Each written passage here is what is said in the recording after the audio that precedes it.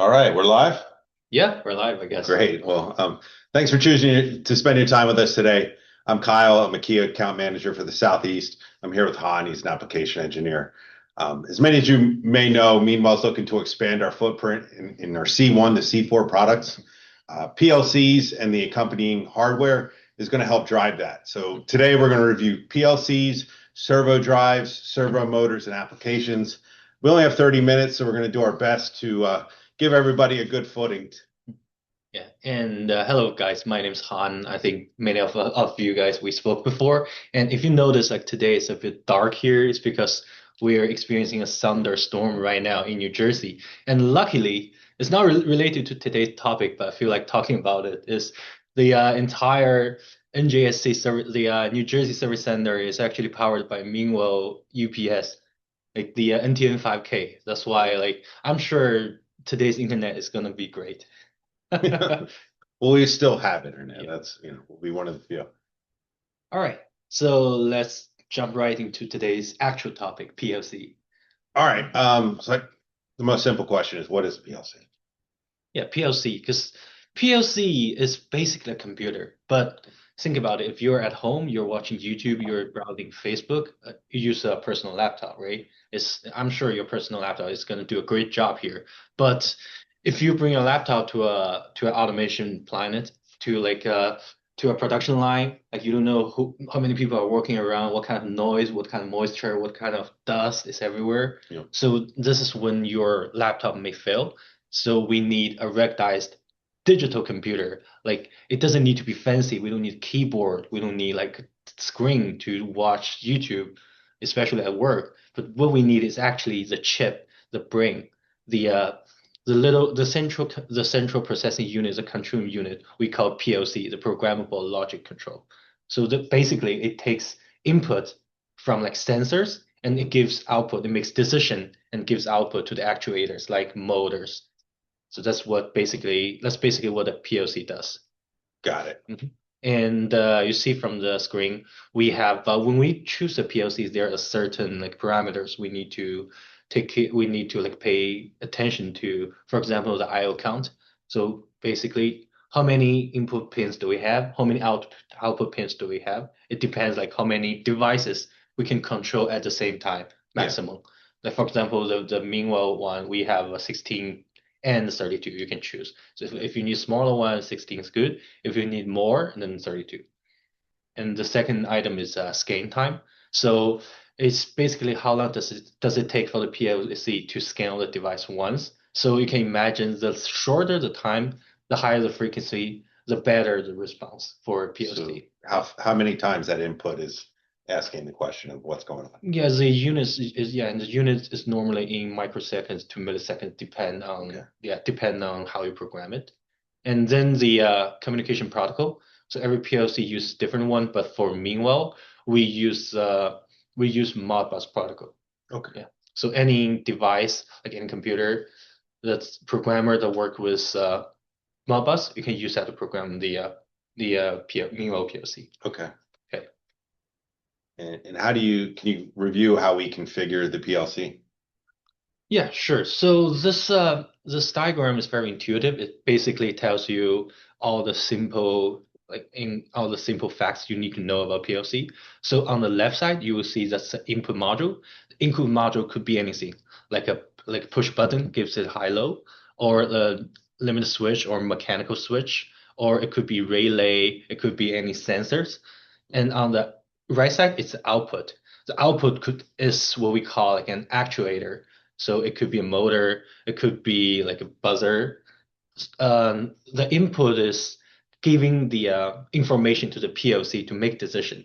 And for example, there's a robotic arms that's picking stuff up from the ground Yeah. and put it on the pallet.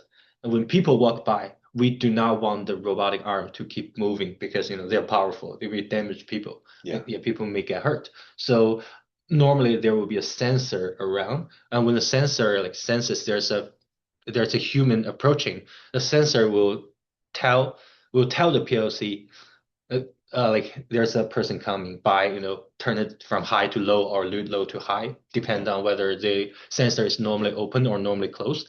And the PLC is programmed. It's like pre-programmed by someone. So the PLC knows when the sensor turns from high to low, okay, it's time to shut the robotic arm off. And Got it it. will give out the command to the robotic arm. And then that's how the entire process works. That's basically what PLC does. Okay. I see at the bottom we have a mention of a programming device. Mhm. I know that we're using ladder logic but what are we using to program those, the true false Mhm. statements, booleans and such? Yeah. So for programming, like PLC programming is very it's like there are many methods to program them. For example, meanwhile PLC we utilize the Open PLC environment. It's a open source PLC. Okay. So it's I we do based on our research it supports like a long range of codes, including like the most common was C, C Sharp, C++, Python, Okay. and yeah, and also there are customized like free programming software with a guided user interface for people to use, like ladder programming, the blocky programming to make it more intuitive. So really, on the official website, there are many methods to program the PLC. Got it. So I heard open source. So Mhm. anybody watching this right now can go and download OpenPLC and Exactly. Yeah, got and it. like GitHub, Open PLC everywhere. Yeah. There we go. Um, Good. So I noticed there's an intermediary that we grazed over when we were talking about the architecture. So that's a servo drive system for our motors. Mhm. What exactly is that?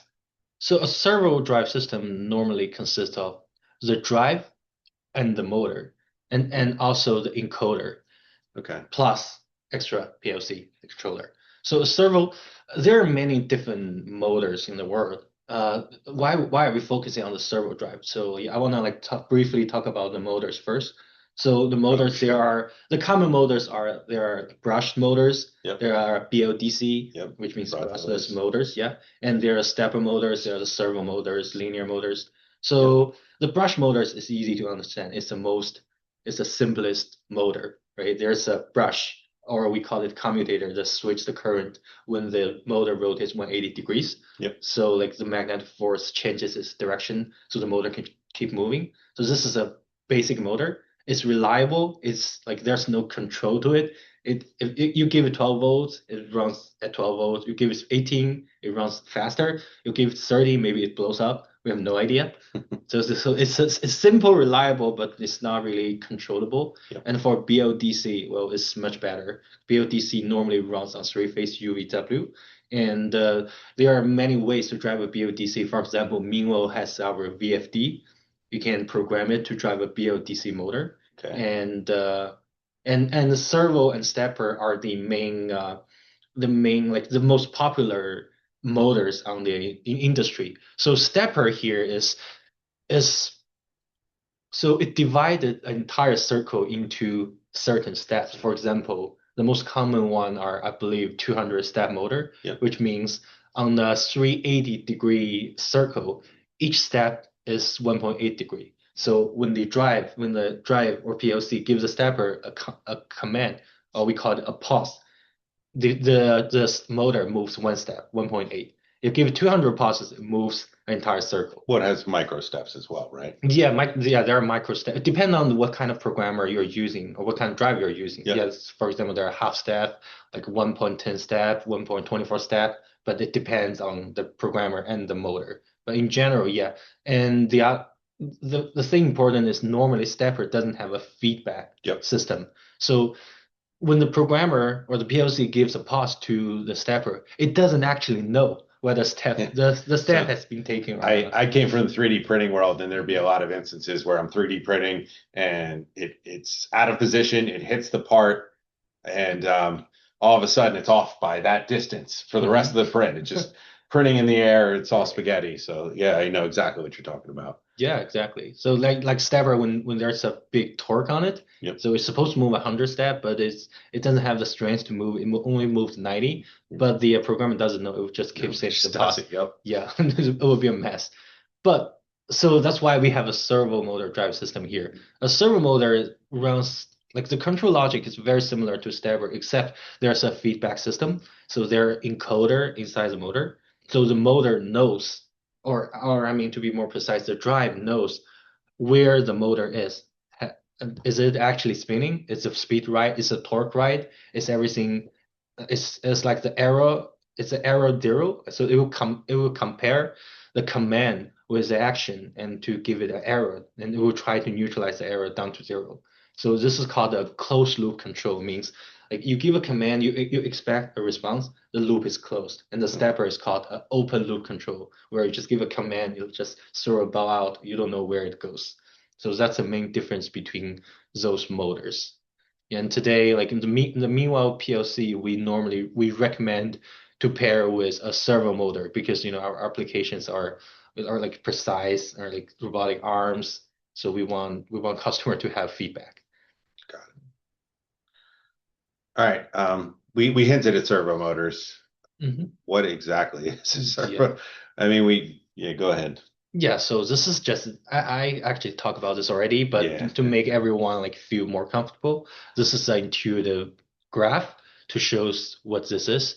So the servo motor system on the left, you'll see that's the input. The input's normally indicated to like speed command, torque, how many torque, and what's the position.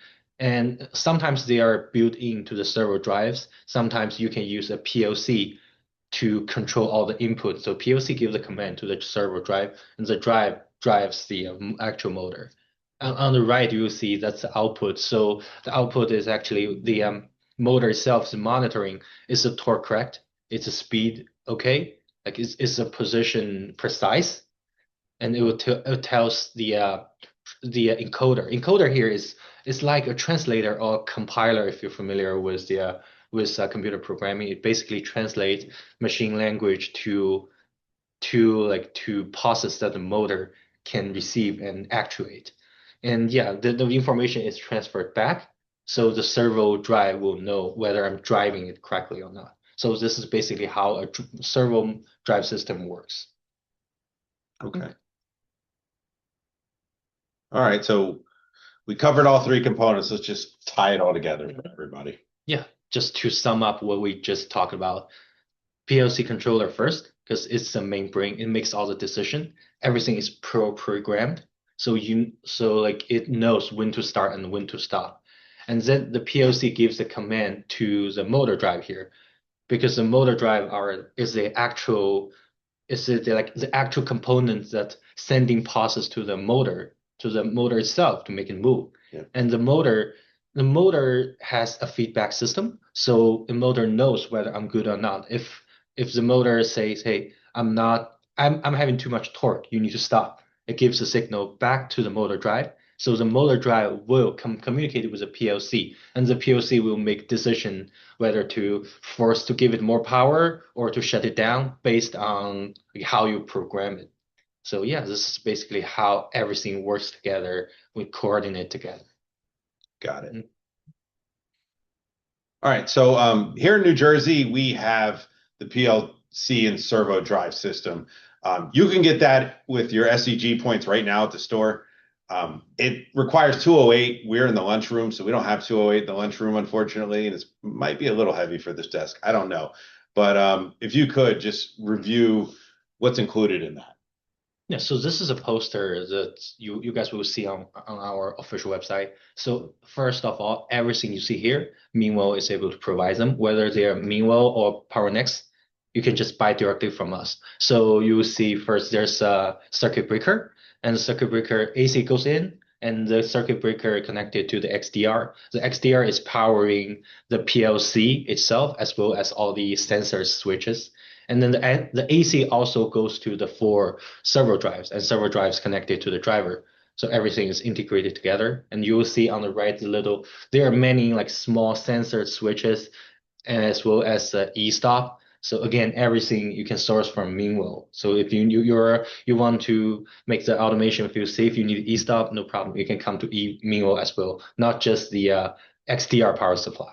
Yep, and even the linear guides that we have inside of that kit are from us as well, from Right. PowerNext. So yeah, I'm going to show you guys a very short demonstration video, like how the PLC system, like how our kit works. Yep.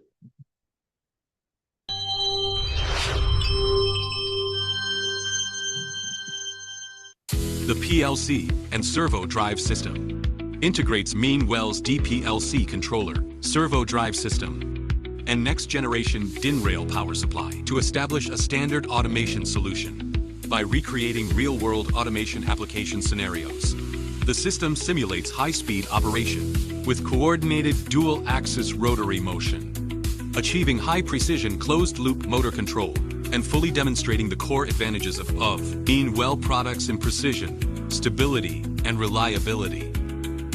The demo kit combines Meanwell circuit breaker, DPLC, servo motors and servo drives, and PowerNext linear modules. Pause here. So yeah, I just want to pause here real quick to like point out everything here, as the guy mentioned in the video, is Meanwell, and also like the small we have this kit is pre-programmed, so there's a start button. If you cannot see clearly, it's fine. But there's a start button here. If you press start, it will do like a automated show. You don't have to screw anything. You don't have to press any button. It will just turn. It will just like fall apart, separate, and it will rotate. It will try to collide with each other, but it will not. So it will just do all kinds of stuff. So this is a pre-programmed. But the other small buttons, you can actually control them one by one. Yes, you can. It has a nice little dance, and then you can also manually jog it. Great. Together with the Meanwell XDRE series DIN rail power supply as a complete automation solution. Next, we will introduce the operation and functions of this demo kit. First, turn on the circuit breaker and wait for the PLC initialization process to complete. Once initialization is finished, the red indicator light will turn on. Press the speed selection button. When released, the system operates in high-speed mode. When pressed, it switches to low-speed mode. Manual control can only be operated under low-speed mode. Turn the selector switch to the left to select X-axis 1. Press the left-right movement button to move the axis accordingly. Turn the selector switch to the right to select X-axis 2. Then press the corresponding button to perform left-right movement. Press the reset button to reset the system. After the reset is completed, press the rotation button to manually. So yeah, I want to pause here again. So for this demo kit, it's very important to hit the reset, because you see like there's a reset blinking. Because if like the two motors are not in its original position, and you move the left motor right, you move the right motor left, there's a chance they could collide into each other. Therefore, for the kit to do the little dance, you have to hit the reset button, so all the motors goes back to its original position based on the PLC, and then you can hit start. So yeah, this is very important safety features we would like everyone to remember. Rotate the U-axis. Next, we will demonstrate the system operation in automatic mode under both low-speed and high-speed conditions. First, reset the equipment. After the reset is completed, the red indicator light will turn on. Before starting automatic operation, select either high-speed or low-speed mode. The system is now operating in low-speed automatic mode.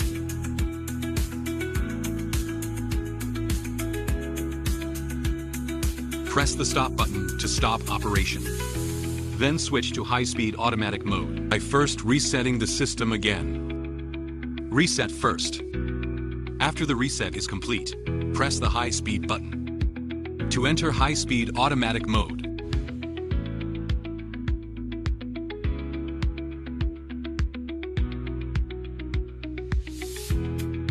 During automatic operation, the rotation speed of the U-axis can be adjusted through the potentiometer.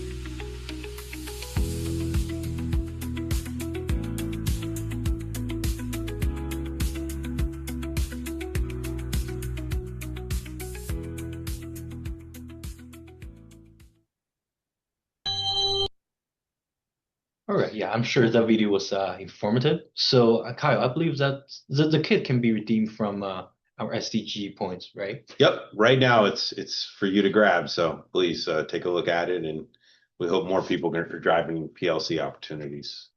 But I mean, we offer the PLC, DPLC, 32MT, and 32ET. Could you just cover that at a high level? Yeah, so it's actually it's just a name. It's very simple. So the PLC we have 32M and EM is just the main unit, and E is extension unit. So it by default there are 32, but you can add an extra 32 Got to it. the extension unit. So yeah, this is our minimal PLC. It's a cost-effective model, and it complies with the IEC 61131-3, the international PLC standard. And there are expansion modules, like I mentioned. If 32 is not good enough, you can add another 32. It's very straightforward. And also, this PLC supports Modbus communication. So any programmer with Modbus compatibility is able to be used with this PLC. And it's DIN rail installation, so you can pair this easily with our XDR power supply or any of other DIN rail equipments you already have. So yeah, it's basically what Mimo PLC is. And also, Kyle, do you have a good knowledge of like what's the industry for PLC like right now? Yeah, I came from the machine tool world. So the first thing I want to point out is the total addressable market in the US for our subset of PLCs is about $1 billion. So there's a lot of the companies you're working with currently probably use either competitors or are looking for something similar to what we're offering right now. Some of the spaces you should be looking are packaging and labeling machinery, custom automation companies, which in a sense fits everything that we're talking about here. Dispensing, winding, stacking, inspection, pick and place, SCADA systems, packing systems, whether that's doesn't matter if it's food, beverage, pharma, any type of gantry. So CNC, laser cutting. We show a 3D printer right there. They're all using PLCs. Many of them are using servo motors. So these are all good targets for us. And then we'll show you the first example. So as I mentioned, packaging machine. So here's a packaging machine that does use the PLC, the servo drives, the servo motors, and the power source. Yeah. You want to cover this? Yeah, so the packaging machine, I mean, it's just a motor that you want it to move. You want the packaging machine to move safely, of course, and also like there are different packages. Like you want like different configurations. So like the motors need to be programmed to be able to move like in all 6 directions. So everything needs to. So this is a little bit more complicated than just than the car, and car just moving forward. So you need to pre-program, and it actually makes the technician, the operator, easier, because if we pre-program PLC and we connect it to we make a guided user interface. Yeah. So let's say there's 3 different packages. Instead of everyone needs to learn how to program, you can just hit box 1, box 2, box 3, and the packaging machine knows what to do. So they made an HMI using our PLC. Right, exactly. Okay. And also safety is very important, because I'm sure this will be in factory rather than user's home. So we don't want anyone to approach to be at the wrong location at the wrong time. So there must be sensors around to make sure this machine is working properly. That's why PLC is required for this type of application. Got it. Not all projects have to be servo motor projects as well. So this is a one that involves precision dosing in a greenhouse. So could you tell us a little bit about this? Yeah. So PLC, we've been talking motors all the time, but just want to let everyone know that PLC is not just for motors, it's for actuators. Actuators are literally everything that moves, makes noise, can do stuff. So for example, in this case, there could be moisture. There's a moisture sensor that's sensing the moisture level to see if the environment is too dry. If it is, it tells the PLC, okay, it's too dry. Then PLC then gives command to let's say the sprinkler system. The sprinkler system will then work to water the plants. And also there are UV light detections to see if the sunlight is enough for this. If not, then it will give command to LED driver or power supply to turn LEDs or other lights on to make sure the plants are growing properly. So Yeah, this is another application, another field for PLC. It's really not just motors. And as for the safety measure, we mentioned okay, there's a sensor that's the sense is like there's a human approaching. It doesn't just tell the motor to stop. It could also send a command to like the buzzer, and it buzzes you to make sure, hey, this is very dangerous. Please stop right here. So yeah, PLC is not limited to motor. It's really everything automation related. That's the brain, the heart of the automation. I'm glad I'm not going to get sprayed in the greenhouse. So we took this video here in New Jersey. Sorry for the quality. We just wanted the most simple explanation of sensors driving motor logic. So if you see the little red dot in the middle, that's an optical limit switch. Can you play the video? So what you're seeing right here is Han is just spamming that button to jog the motor, and the motor will go until it hits the limit switch. And once it hits the limit switch, that is sending it back to the PLC. Don't let it move anymore. Don't let it collide with anything. So that is the most basic explanation of a PLC being driven by a sensor.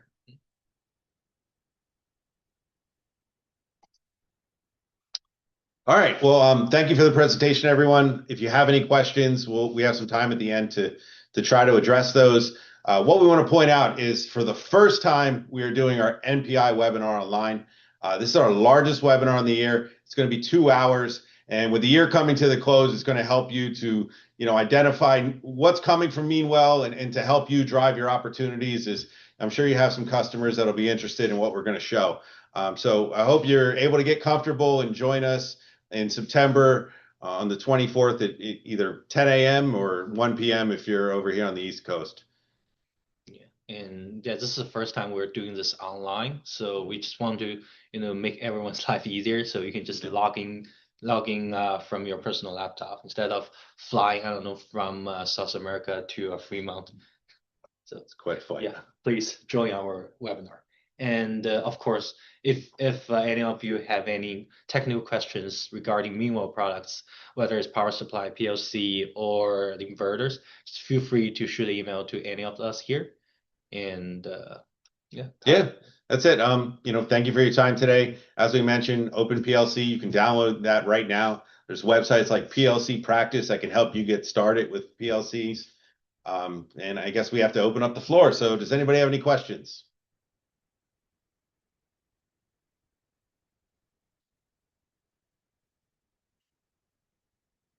Okay. If everyone's good, then thank you all guys for joining today. Yeah, we appreciate it, and hopefully see everybody next month for our NPI webinar. Thank you so much for your time. Thank you guys. Take care. Bye-bye.